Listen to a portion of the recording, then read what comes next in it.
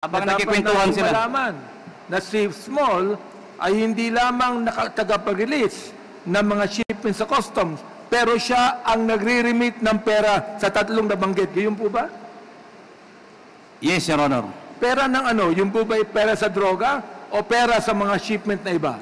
Sa halo na po, pera sa shipment na lumalabas, yung mga nawawalang container, may regular, then kasama na sa... Pero nakakasiguro ka, yung shipment na yan na dumating na nakita mo, merong shabu.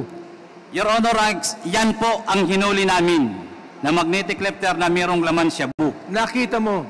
Ako po, Your Honor, isa sa mga apprehending officer.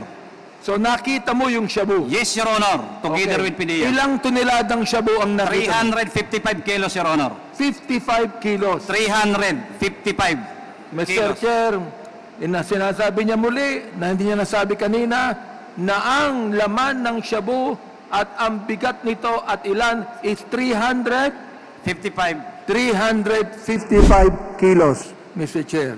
Medyo mahaba-haba na po yung tanong ko. Ngayon pa lang ko po tatapusin yung tanong ko. At mamaya po, tulad ng sinabi ni Chairman Karap Paduano, we will make a motion to invite all of these names mentioned by Mr. G.B. Gaban to attend our committee hearing. Thank you, Mr. Chair. Thank you, Congressman Nabante. Ako may tanong ako, no.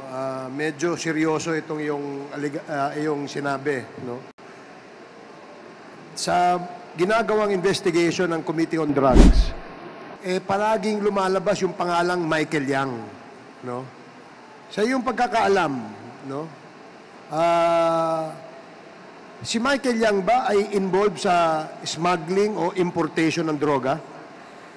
Your Honor, if I may, siguro pagkatapos nito at sa susunod, si Michael Yang is a big-time importer ng droga.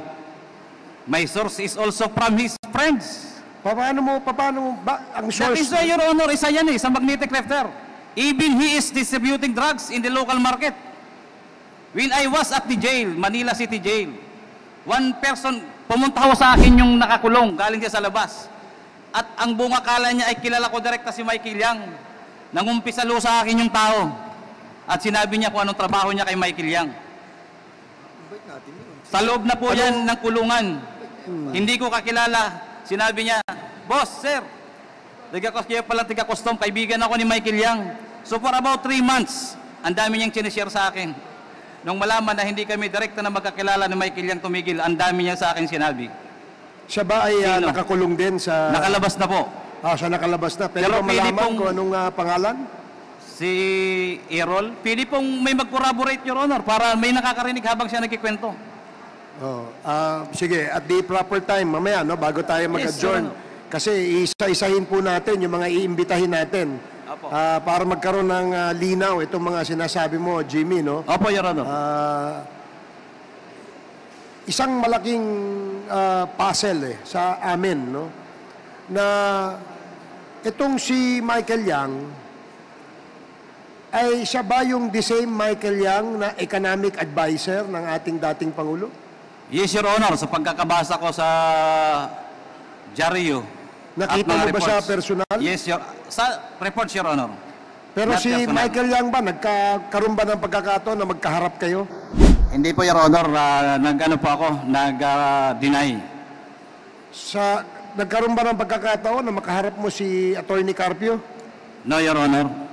Nagkaroon ba ng pagkakataon na makaharap mo si Pulong Duterte? No, Your Honor. In fact, hindi ko gusto nila ako kasi noon ipromote, pero dininay ko na tama na ako kayo. Na tayo magkakausap. Nagkaroon ba ng pagkakataon na makaharap mo personal si Mr. Abilera? Yes, Your Honor. Magkainuman kami. Ilang beses kayo nagkaharap? 3 times. Kaya doon ko po nalalaman sa bibig niya mismo kung ano nangyayari sa kanila. So galing sa kanya, sa bibig niya, sinasabi niya na binabanggit niya ang mga pangalan na nabanggit natin kanina. Yes, Your Honor.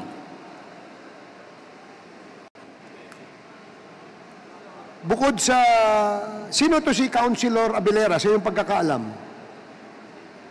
Your Honor, isang konsyal sa Davao City na ever since Vice Mayor si Pulong Duterte ay katiwala na yan. So, ito bang sinasabi mong importation ng drugs, pwede bang